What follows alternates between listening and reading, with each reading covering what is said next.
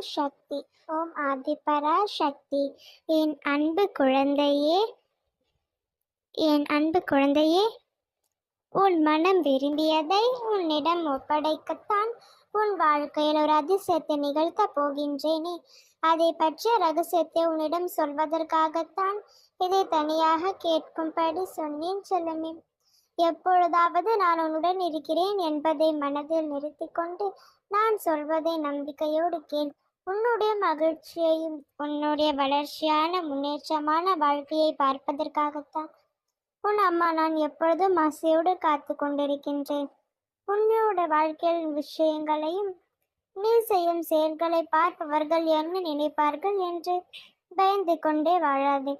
உன்னை படைத்தவர் என்ன நினைப்பார் என்று உண்மையாகவும் நேர்மையாகவும் நீ செயல்களை செய்தாலே உனக்கெல்லாம் நல்லதே நடக்கும்.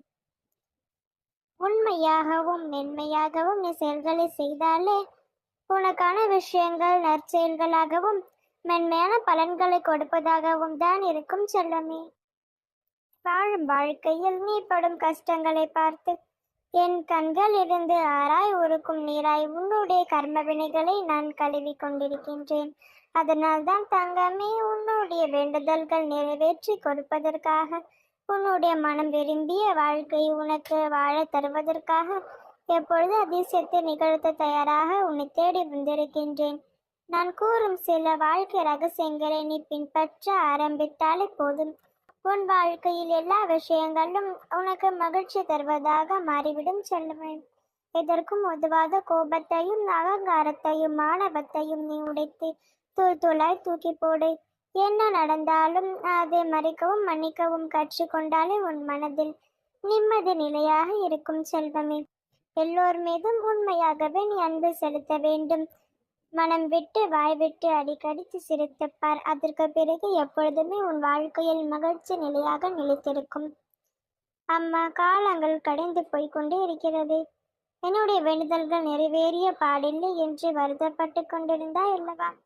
இன்னும் ஒரு பாடத்தில் தான் உனக்கு எப்பொழுதும் நல்லதே நடக்கும், நல்லதே நிகழ்த்தும் என்று நான் சொல்கின்றேன். ஆனால் ஒவ்வொரு செயலையும் நீ வாழ்க்கையில் சந்தோஷத்தை கொடுக்கவில்லை என்றாலும் பரவாயில்லை.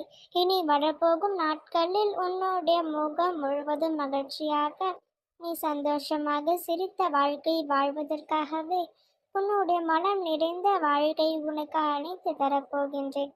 நீ என்னை தேடி உன் ஆலயத்திற்கு வந்தாலும் சரி, அல்லது வர முடியாமல் வீட்டிலேயே விரதம் இருந்து இருந்தாலும் சரி, உன் அம்மா எப்பொழுதும் உன்னுடனே இருப்பேன் செல்லமே. ஓம் சக்தி. ஓம் ஆதிபரா சக்தி.